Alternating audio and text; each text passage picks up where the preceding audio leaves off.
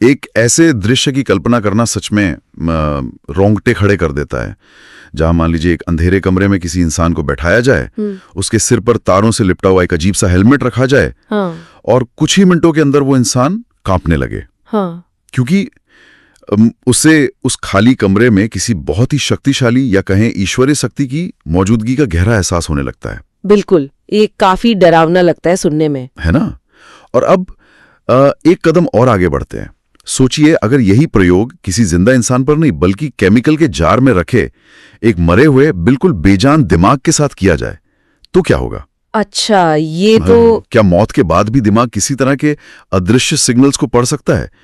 आज की इस गहन चर्चा या डीप डाइव में हम इसी विषय की गहराई में उतरने वाले हैं। हाँ, और ये सवाल असल में उस पूरी नींव को ही हिला देता है जिस पर हमारी आधुनिक बायोलॉजी टिकी हुई है। बिल्कुल। देखो, आमतौर पर विज्ञान और जीव विज्ञान में हम यही मानते आए हैं कि हमारा दिमाग एक फैक्ट्री की तरह है। मतलब सब कुछ अंदर ही बन रहा है। हाँ, बिल्कुल।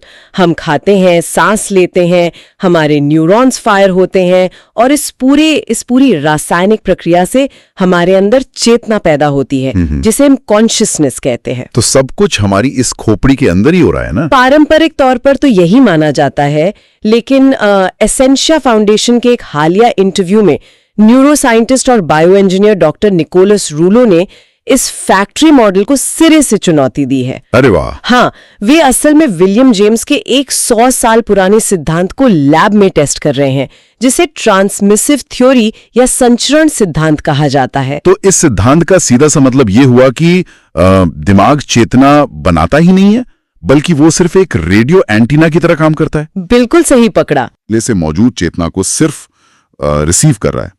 तो इस चर्चा का हमारा मुख्य मिशन ये है कि हम एसेंशिया फाउंडेशन के उस स्रोत का विश्लेषण करें और समझें कि क्या हम सच में एक ऐसे इलेक्ट्रोमैग्नेटिक समुद्र में तैर रहे हैं जिसे हमारी आंखें देख नहीं सकती। और इस पर आगे बढ़ने से पहले एक अहम वैज्ञानिक कड़ी को समझना बहुत जरूरी है। हाँ, बताइए। अगर हमारा दिमाग सच में एक एंटीना है, तो सवाल ये उठता है कि वो आखिर किस चीज के सिग्नल पकड़ रहा है।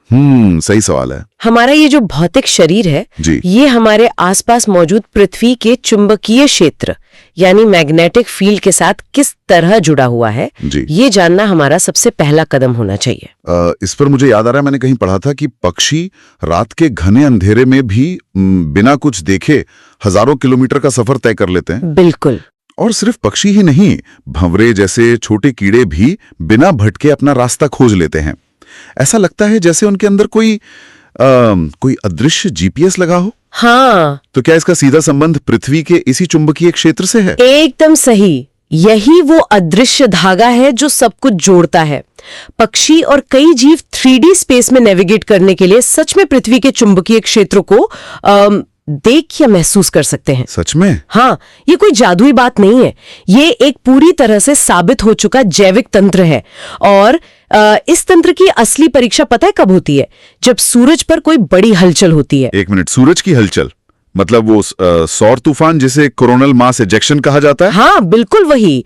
देखो, सूरज की सतह से जब भयानक विस्फोट होता है तो वो अंतरिक्ष में अरबों टन चार्ज्ड पार्टिकल्स फेंकता है। बाप रे! और जब यह तूफान पृथ्वी के इलेक्ट्रोमैग्नेटिक फील्ड से टकराता है तो आसमान में वो खूबसूरत रोशनी दिखाई देती है, जिसे नॉर्दर्न लाइट्स या ऑरोरा बोरिलिस कहते हैं। हाँ, लेकिन इसके पीछे की जो सच्चाई है वो इतनी खूबसूरत नहीं है। ये सौर तूफान असल में पृथ्वी के उस पूरे चुंबकीय ग्रिड को बुरी तरह झकझोर देता है। अच्छा, तो इसका जीवों पर क्या असर होता है? इसका सीधा असर उन पक्षियों पर पड़ता है। पक्षियों का वो आंतरिक कंपास जिस पर वे पूरी तरह निर्भर होते हैं उड़ने के लिए, वो अचानक से जाम हो जाता है और वे आसमान में अपना रास्ता भटक जाते हैं। अरे चलिए, इसे थोड़ा डिकोड करते हैं। ये तो ठीक वैसा ही हुआ ना, जैसे बहुत खराब मौसम या आंधी तूफान आने पर हमारे मोबाइल फोन का जीपीएस सिग्नल टूट जाता है। बिल्कुल सही उदाहरण है। या फिर घर का वाईफाई काम करना बंद कर देता है। लेकिन एक सवाल रुकता है यहाँ, क्या इसका असर सिर्फ आसमान में उड़ने वाले पक्षियों या कीड़ों तक ही सीमित है, या हम इंसानों पर भी ये चुंबकीय उथल पुथल कोई प्रभाव डालती है? इंसानों पर इसका असर सच कहूं तो और भी ज्यादा चौंकाने वाला है। अच्छा, यह संकेत देता है। कैसा डेटा? जब जब पृथ्वी की भूचुंबकीय गतिविधियों में यानी जियोमैग्नेटिक एक्टिविटी में भारी बदलाव आते हैं, या जब कोई बड़ा सौर तूफान पृथ्वी से टकराता है, तो अस्पतालों में अजीब सी हलचल देखी जाती है। मनोरोग अस्पतालों में अचानक मरीजों के भर्ती होने की संख्या काफी बढ़ जाती है। सच में? सिर्फ एक सौर तूफान की वजह से? हाँ, और इतना ही नहीं, जिन मरीजों को मिर्गी की शिकायत होती है, एपिलेप्सी जिसे कहते हैं, हाँ, उन्हें ऐसे समय में बहुत ज्यादा और काफी गंभीर दौरे पड़ने लगते हैं। ये सुनकर तो ये सिर्फ एक इत्तेफाक नहीं लग रहा है। मतलब पारंपरिक विज्ञान तो हमेशा यही कहता है कि हम दुनिया को अपनी आंखों से देखते हैं, कानों से सुनते हैं। बिल्कुल, हमारे सेंस ऑर्गन्स। हाँ, मतलब हमारे सेंसरी ऑर्गन्स बाहर की जानकारी अंदर दिमाग तक लाते हैं।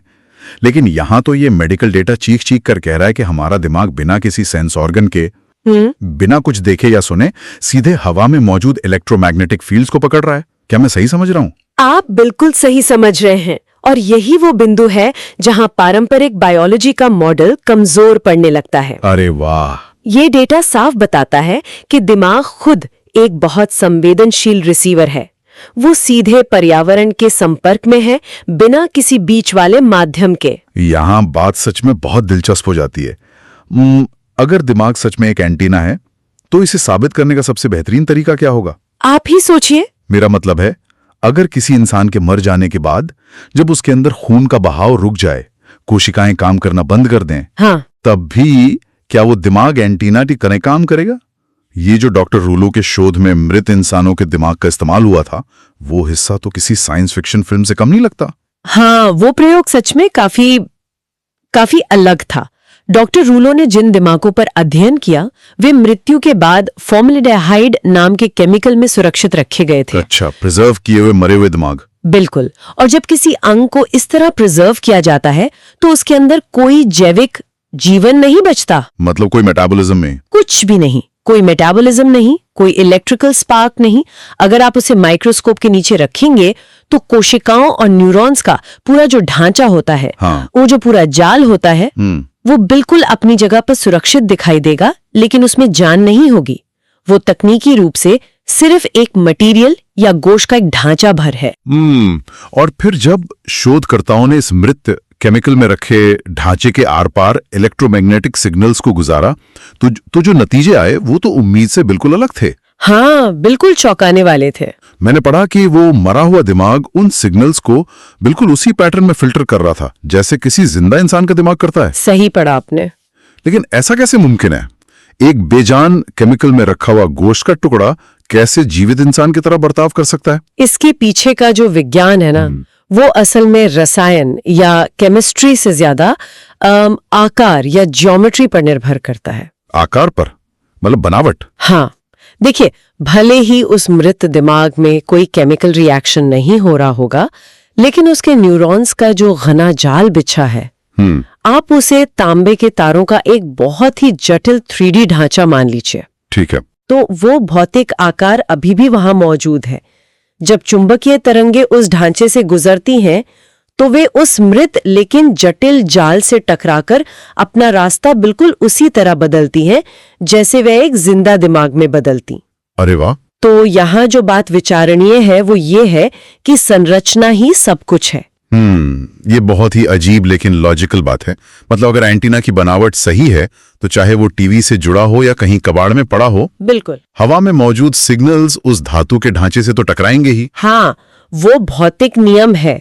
और हालांकि शोधकर्ताओं ने इसके नैतिक पहलुओं पर भी काफी विचार किया था मृत शरीर का इस्तेमाल करने से पहले। वो तो है, और इसे साबित करने के लिए जीवित लोगों पर भी तो एक प्रयोग किया गया था, वो फैराडे केज वाला। हाँ, फैराडे केज। ये लैब में बनाया गया एक बहुत ही खास तांबे का कमरा होता है। तांबे का कमरा? हाँ, और इसकी खासियत ये है कि यह बाहरी दुनिया के सभी इलेक्ट्रोमैग्नेटिक फील्ड्स को, मतलब रेडियो वेव, मोबाइल सिग्नल, सब कुछ, यहाँ तक कि पृथ्वी के प्राकृतिक चुंबकीय क्षेत्र को भी कमरे के अंदर आने से पूरी तरह रोक देता है। बाप रे। तो जब जीवित लोगों को इस केज के अंदर बिठाकर उनके ब्रेन वेव्स की जांच की गई, तो मशीन पर उनके दिमाग की 10 हर्ट्ज वाली अल्फा तरंगों में साफ और एकदम तुरंत बदलाव देखा गया। बिना किसी दवा के, बिना कुछ किए, सिर्फ एक तांबे के कमरे में बैठने भर से ब्रेन वेव बदल गई। बिल्कुल। मैंने ये भी सुना है कि लोग उस कमरे में बहुत अजीब सा महसूस करते हैं। हाँ, कई लोग उस कमरे के अंदर बिना किसी ठोस कारण के अजीब सी बेचैनी महसूस करते हैं। बेचैनी कैसे?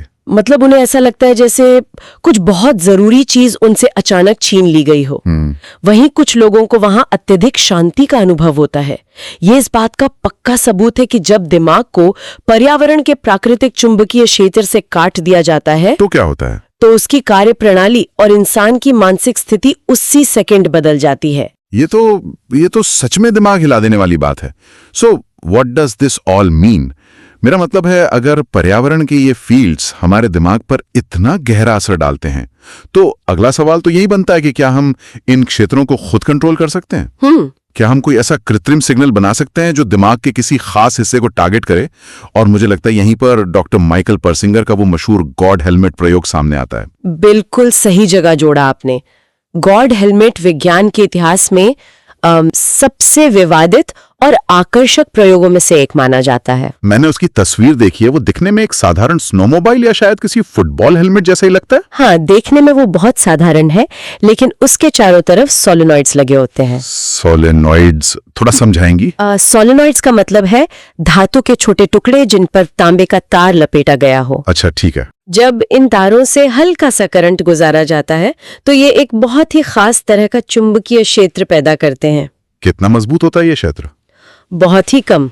इसकी तीव्रता बेहद कम होती है, लगभग 50 माइक्रो टेस्ला।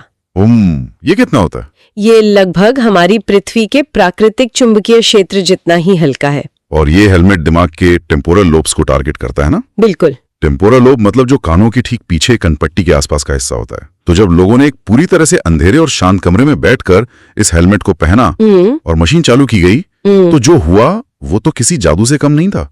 लोगों को उस खाली कमरे में किसी के होने का तीव्र एहसास हुआ, जिसे सेंस्ड प्रेजेंस कहते हैं। हाँ, और जो बात इस प्रयोग को सबसे ज्यादा रहस्यमयी बनाती है वो ये है कि वो मौजूदगी हर इंसान की अपनी पृष्ठभूमि और संस्कृति के अनुसार बदल जाती थी। मतलब सबने एक ही चीज नहीं देखी? नहीं।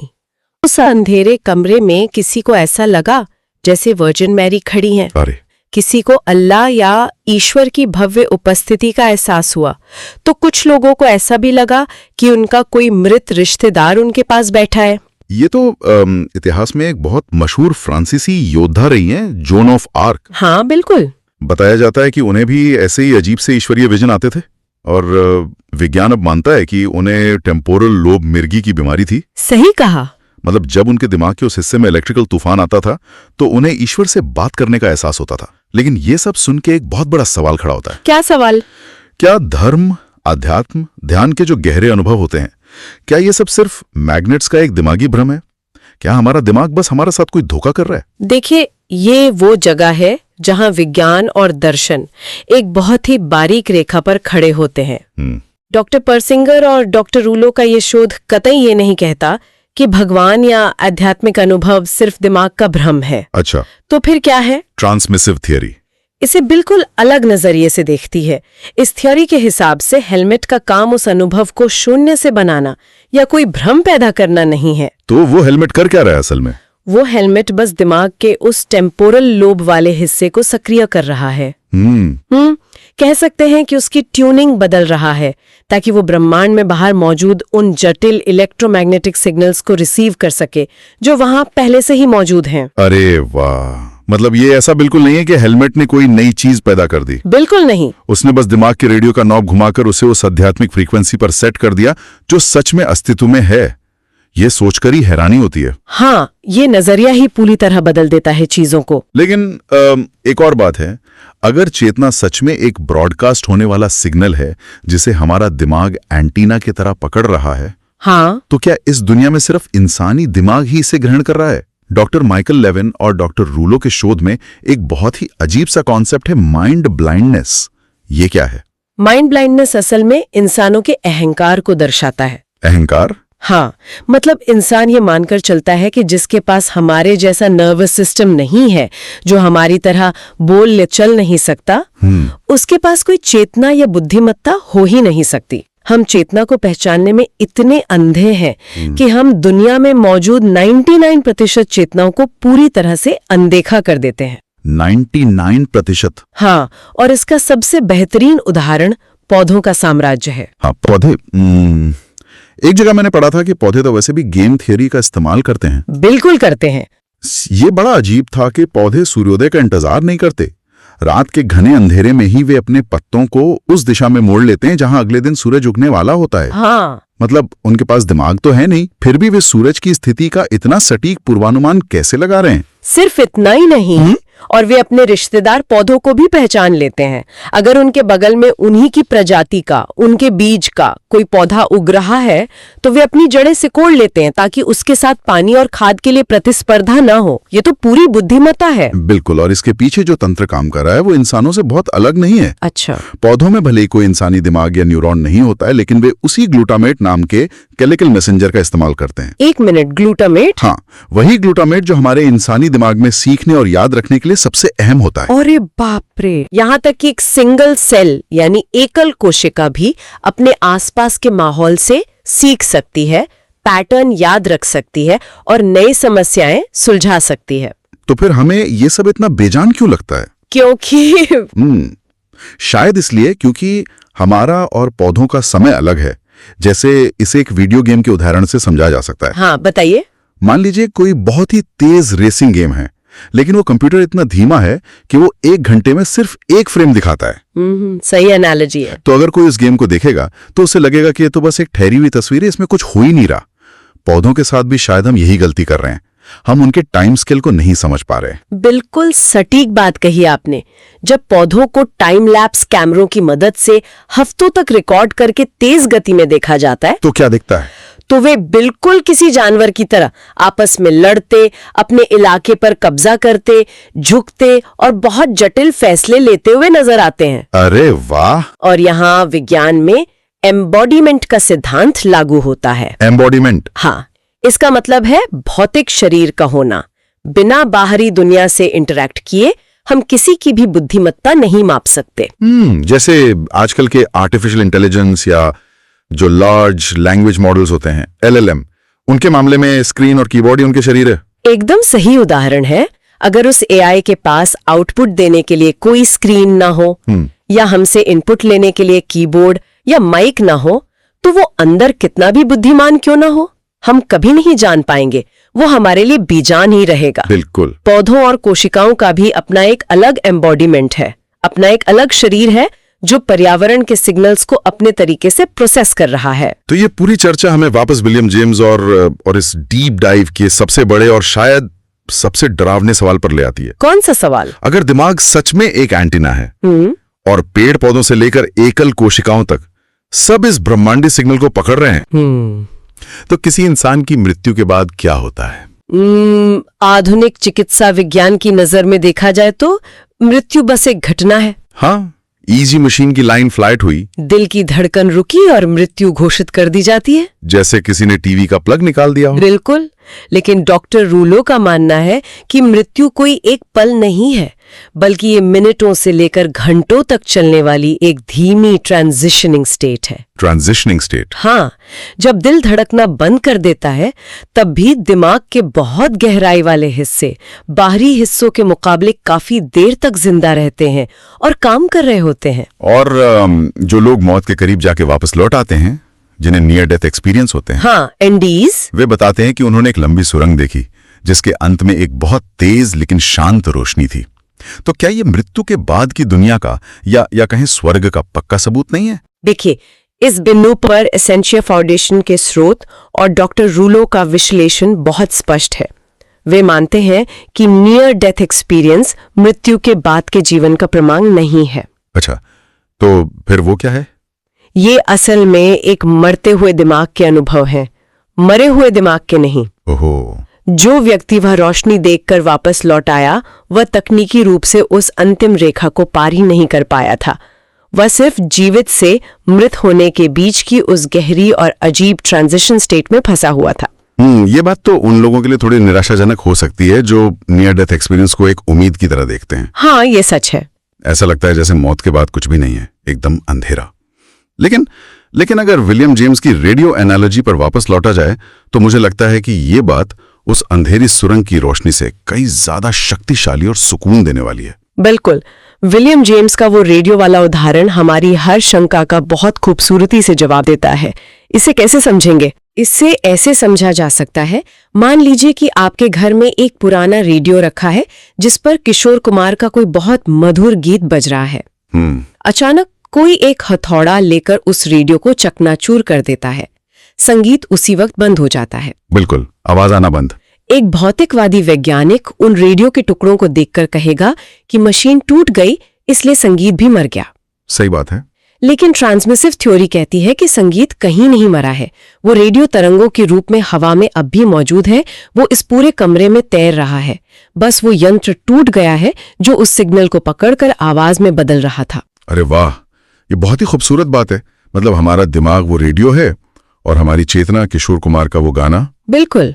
अगर शरीर यानी वो रेडियो टूट भी जाए, जल जाए या दफना दिया जाए, तो भी हमारी चेतना की फ्रीक्वेंसी, वो जो सिग्नल है, इस ब्रह्मांड में कहीं ना कहीं सुरक्षित रहती है। हाँ। और मुझे याद आ रहा है, डॉक्टर रूलो ने यह भी कहा था कि हमारी यादें दुनिया की एक भौतिक छाप या फिजिकल ट्रेस हैं। बिल्कुल कहा था। हम जहां जाते हैं वहां पर्यावरण को हमेशा के लिए बदल देते हैं। और इसे एक बहुत बड़ी तस्वीर में रखकर देखने की जरूरत है। कैसी तस्वीर? इंसान अक्सर ये मानकर जीता है कि उसकी त्वचा, उसकी चमड़ी एक सख्त दीवार है और उसके बाहर की हवा, पेड़ और पर्यावरण कुछ और है, उससे अलग है। हम खुद को अलग मानते हैं। लेकिन असलियत में हम पर्यावरण से अलग हैं ही नहीं। अच्छा। हम इस ब्रह्मांड के इलेक्ट्रोमैग्नेटिक फील्ड के साथ हर सेकंड एक सतत, एक कंटिन्यूअस आदान प्रदान कर रहे हैं।